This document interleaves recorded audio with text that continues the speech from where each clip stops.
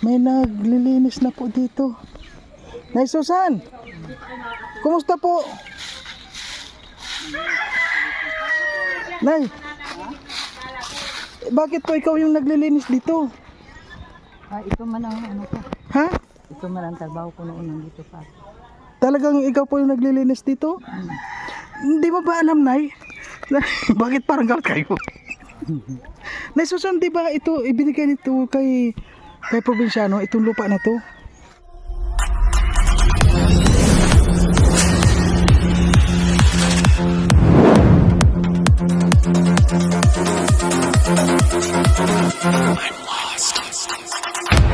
Kasi ibinigay na ito ni Langga Rizal kay probinsyano.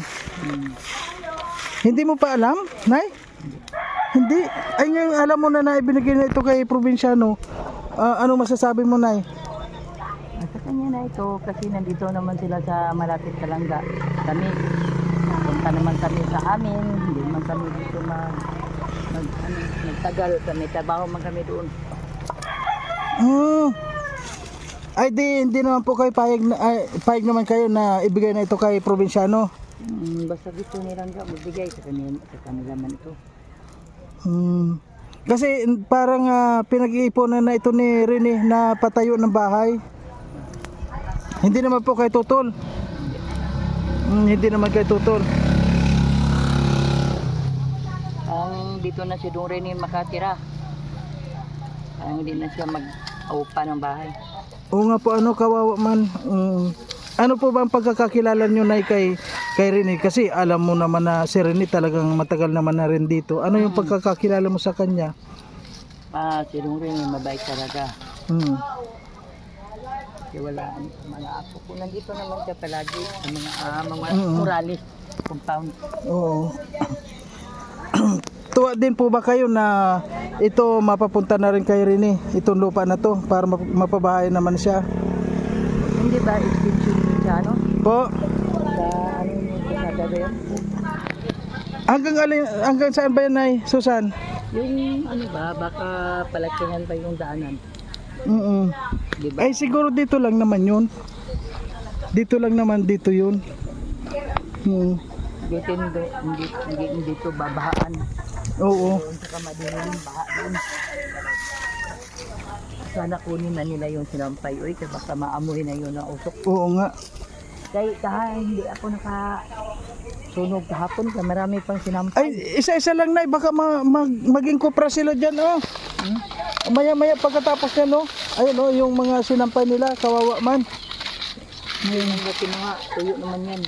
Pero ngayon mo lang po na inalaman na na ibinigay na ito sa ni Langga kay probinsyano. Ngayon ko lang alam, pero ayan. Pero tuwa din po kayo, tuwa kayo. Gusto man nila, masaya ako nandito sa probinsyano. Ayan, kasi matagal naman na po siya nag-uupa, no? Ano po masasabi mo kay probinsyano ngayon? Ay, ako masaya ako nga nandito siya, nalapit siya sa mga Morales compound kasi tagal naman siya nag-upa ng bahay. Masaya naman ako makabahay siya dito, sariling bahay niya. Hindi na siya mag-upa palagi. Tungkol ka doon rin, mabait talaga siya sa amin, sa mga apo ko. Kasi sa amin ng mga pamilya, mga Arriba. Mabait talaga pagpunta niya doon sa amin, paulit-ulit sa punta doon. Kalawa na kaya kabiti. Dito talaga siya palagi. Masaya ako na nandito siya. Sa bahay rin siya. Ano po masasabi mo sa nagbigay kay Rizal, kay Langga Rizal? Ano masasabi mo sa kanya dahil binigay niya kay probinsyano ito? Masaya ako nga binigyan niya si probinsyano ng bayan. Para nga hindi na siya mag-upahan, dito na siya, malapit na siya dito sa kanila. Masaya ako. Hindi ako tutol. Kasi mabait naman siya din. Kahit sino pa ang bigyan ni Langga. Para mayroon siya dito lapit na ano. Mm. Kahit hindi nila kamag-anak ko doon rin para rin kamag-anak din nila. Mm. Kasi malapit sa mga Morales, hindi talaga. Noong pagpunta namin dito, nandyan na siya. Mm. Tagal na yan. Ilang taon na. Buhay pa si Marin, dito na. Opo. At palagi siya ang Kaya ako nga binigyan siya ni Langga ng Rizal na pababahayan. Kung totoo, pabahayan siya dito sa mga supporter. Oo, totoo talaga yung dito mabahayan. Opo. Maganda pa yung kagaya ganda didi yun sa amin. Oo. Tagal ma. At Nay, kumusta naman po yung bahay niyo doon? Ngayon, tapos na yun. Ay, okay na. Okay na po kayo doon. Noon, sa umpisa pa. Maraming kulang. Mm. Palaging nagagalit yung paggawa. Okay lang. Mm.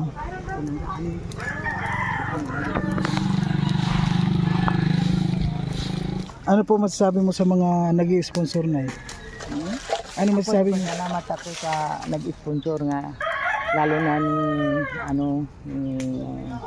sino ba yun? Si Anahan yung nagpabahay sa amin. Mm. Nagpasalamat ako sa mga trusa o pintita sa pagpabahay sa amin. Kasi tapos na. Mm. Salamat, maraming salamat po sa inyo. Kasi sa 31 ka nagpabahay, ako pa ang sabi ng taga-Dagumbaan. Ikaw, mabait talaga yung apo mo, pati yung sponsor. Kasi pinabahayan ka ito ka, maganda talaga yung bahay mo. Bahay mo, butas-butas. Ngayon, hindi ko talaga akalain na nandito, ganito talaga kagandang bahay mo, sabi ko. Ay, mabait naman yung sponsor, pati yung apo ko, mabait naman. Kaya magpasalamat ako sa kanila. Punta ako doon sa Camarines, magpasalamat ako sa kanila nga pinatapos nila yung bahay ko. Yun lang nga, bigyan sila ng kalakasan ni Lord at saka marami pa silang matulungan. Mga kagaya sa akin na tinulungan nila. So, maraming salamat o bigyan ka ni Lord na mahabang buhay. Lalo na ni Tita Lia Biray, kay nagtulong din siya sa amin dahil sa pagpabahay, yung siya na nagpa-tiles doon sa amin kahit kunti lang, pero nakatulong pa din si Tita Lia. Maraming salamat kay Tita Lia sa tulong mo sa amin, na wala kang pagsawa na tumutulong sa amin. At sa magtutulong po kay Rene, halimbawa may magpatayo na dito si Rene ng bahay, ano yung masasabi mo? Sana may tumulong. Sana may patuloy ang pagpatulong kang Dong Rene dito sa pagbabahay sa mga Morales compound. Kasi kawawa naman si Dong Rene, hanggang ngayon nag-uupa pa din ang bahay. May pamilya ba siya doon sa Leyte. Sana magpunta siya dito, may sarili na siyang bahay. Kahit maliit, matibay naman. Opo. Maraming salamat sa magsuporta doon sa Rene. Gayon din, yung pagsuporta niya sa Morales at saka Arriba, yung lula niya. Yun din ka doon Rene, nagpasalamat ako sa tumutulong sa kanya. Okay po, Nay Susan, thank you po. Thank you. Ayun, patuloy po kayong maglilinis dito. Ako dito, nagtunog. Opo. Pinakalkal sa man ako. Ayan po mga kalangga, no? So, sa kanya po natin nalaman na talagang masaya din po siya na magkaroon ng pabahay dito si Rene.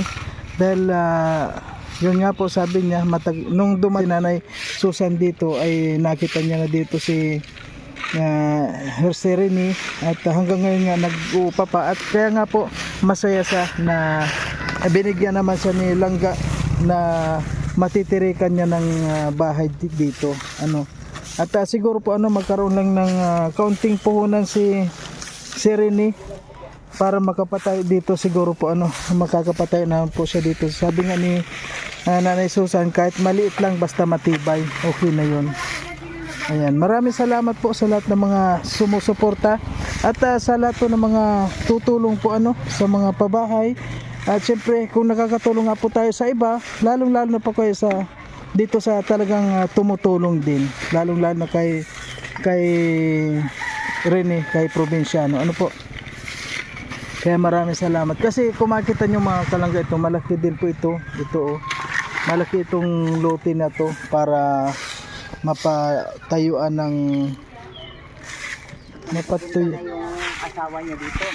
Kaya sabi ng asawa niya, hindi daw siya pupunta dito kaya wala daw tirahan. Kung mag-upa man lang, wag na pag yung bahay niya dito. Malaki man yun. yung asawa po niya nagsabi na rin pupunta dito kapag may bahay na si Rene dito. Kasi bakasyon sila dito. Yun sa Dong Rene, hindi na nakauwi yung pag-graduate sa anak niya kasi yun nag-umpisa mahal ang pamasahe. Nga. Ay, nakakausap mo po yung asawa ni Rene? Hindi, yung sabi ni Rene sa akin, sabi ko dong, hindi ka mag-uwi sa inyo. Lagi yung mag-uwi yung anak ko. Sabi mo, hindi na, yung nagsimula yung mahal ng piliti. Pamasahe. Oo nga, no? Bakasyon sila nito kung may sarili ng Dong Rene. Bakasyon lang kasi yung anak niya nandoon na nag-aral sa lito. Kaya deserve naman po na mapabahayan na si Rene, Para ako masaya ko, hindi ako nagtutuloy. Kaya gusto ko na may mag sa mga apo ko dito kasi kami siludang, hindi man namin alam kung kailan kami makauwi. Pero dito lang kami muna. Hindi kami agad-agad uwi. Wala nga namatay si Madi. Hindi man ako nakapunta dito. Oo nga po pala, bakit hindi kayo nakarating dito nung? Wala man wala man nagkikita kami ng sponsor ng pamatay kasi ano man, biglaan man yun. Yung nga po biglaan din kaya Hindi ko man alam ito sa yung pag-birthday nilang malayo pa, nandiyan na yung pamatay namin, yung birthday sa gibuk na sa airplane.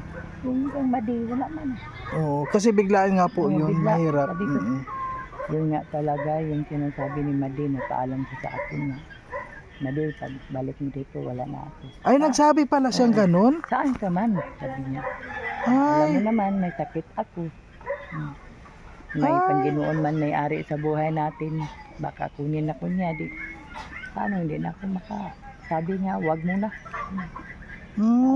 Meron akong pakiramdam.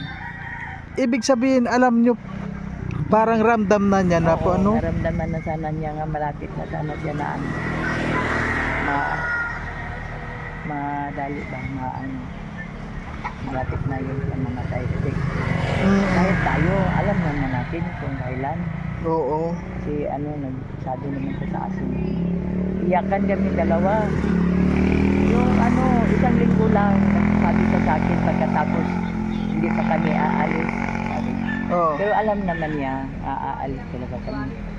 Sabi na lang hindi na daw kami nakita. Iyak ako ay yung pagsabi niya wala na siya yung pagbagyo ng Udit ba yung Opo, nagbagyo walang electric, walang wifi, wala lahat, communication. Yun. Kasi yung puso niya kung walang hangin baga yung aircon at saka electric fan. Doon siya na gadam kasi wala nang kuryente.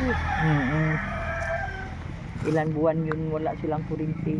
So ibig pong sabihin pala mula noon nagpaalam naman na po pala sa'yo si Nanay Maring. Nagpaalam. Ay, nagpaalam na. Parang alam na pala niya. Ako iyak talaga ako, sabi ko hindi ka nagsabi ng ganyan kasi tayo na lang dalawa ala-aruga sa apo natin. Sabi niya hindi naman natin alam kung kailan tayo kunin, pero ako hindi ko akalain kung magtagal pa ako dito sa mundo kasi may sakit talaga ako. Sabi ko, ano man, ako din, karoon din ako sakit. Yung diabetes ko, baka mahaba na yung sugar ko. Yung parang malabo na yata yung paningin ko ay. Ayan pong diabetic na kuan lang yan, normal lang yan. Halos lahat, ako nga may diabetic Pero wag lang po nating pansinin at saka gawin lang natin kung ano yung mga bawal, wag lang natin gawin yun. Talagang yung Diyan kung magkape ako, wala akong asukal, sabi nila. Kailangan man yung asukal na kung hindi ka mag-inom ng may asukal, magkaka-depression ka. Mahina ka naman. sabi ko ayaw ko na. Mm. Kay sabi nila mahaba daw ang sugar, lalo na yung mag-inom ng soft drinks. Bago pa ako dito, cake, soft drink, Mm. para akong tapo ay. Yung sabi nila, oh, ano na yun? Haba na yung sugar mo. Mm. Paano na, hindi na ako kakain ng cake. Mm. Maraming cake yan sa ari. Hindi Oo. ako nagagalaw. Takot ka na. Takot na ako. Mm. Kaya ano man, examine man ko doon sa doktor. Mm. May ginainom man ako ng gamot, pero bigla tinigil ni Maribel kasi nagbaba naman yung sugar ko. So Oo. ngayon, hindi ko naman alam kung naghaba ba kay yung ano, wala nang battery, yung parang relo bagay. Ay, yung opo, ano, opo. Wala Mm. na. Wala na battery, bibilihan ko yan. Mm. Kaya ako bibili ang tira. Sabi ko dito ay, sabi ko doon. Mm. Boring ako doon sa Camarines Latik. Wala akong katira-tira doon. Mabuti ka dito sa atin. Kaya naitira ako dito. Kaya nagtrabaho ako. Marami nagtalino sa akin. Mm. Ang bahay. Linisan ko yung mga bakura nila. Pati yung loob sa bahay. Mm. Linisan ko. Ngayon nga nandito ako. Kung magtagal ako dito, hahanapin ako. Mm. Kahit madumi na yung bahay nila, hindi pa rin nila linisin na naghanap-hanap sa akin. Mm. Sabi ko, marami naman dito mga tao dito, ayaw nila. Kasi ito, ganyanin ko to, oh, ito, ganyanin ko to. Mm. Yung mga bato-bato, yun, ano ko yan, isuparin ko yan. Hindi ko yan isama doon sa basura.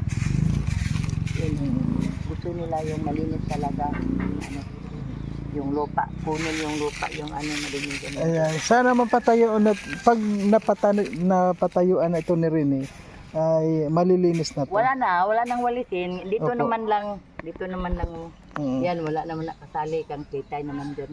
Mm. Dito lang banda to. Dito lang. Dito lang. Ayan, Nay, maraming salamat, Nay, ha.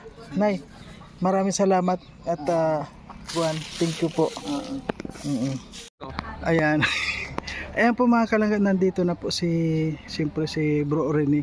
Ayun nga, ano masasabi mo, bro, dahil si Nanay Susan ay masaya siya dahil nga magkakaroon ka ng bahay dyan. Dahil sabi niya nga, dapat daw na magkaroon ka na rin ng bahay dahil ang tagal mo na raw palang walang bahay dito. Nauna ka pa raw dito. Inabutan ka na raw niya dito. Ay, may bahay ako sa wala, okay lang kasi masaya naman ako sa ginagawa ko dito sa araw-araw, lalo sa Morales na tambay dito. At may boarding house naman ako dyan ngayon. Kung mabibigyan ng ngayong pagkakataon, blessing yan, salamatan sa Panginoon. Pero yun nga, sasabi natin na kailangan hindi tayo mag-demand, hindi tayo maghingi. Di pangit yan Kaya na lang natin na blessing ang kung bigyan tayo ng ganyang oportunidad na magkaroon ng bahay. Ay, blessing yun. Blessing yan, kay Mario. Oo. At Binigay na nga ni Langga Aricel. Kaya, ayan bro, maraming salamat din at sana nga deserve mo naman na talaga na magkaroon ng bahay dyan. At tuwang-tuwa nga si Nanay Susan. Bakit nalaglag yung... hindi ko alam kay Mario ba't nalaglag. Alam niyo po mga kalangga, yung langka o nahulog o sariwa-sariwa. Ayan o. Okay bro, thank you. Mario. Okay, Oo. bye-bye.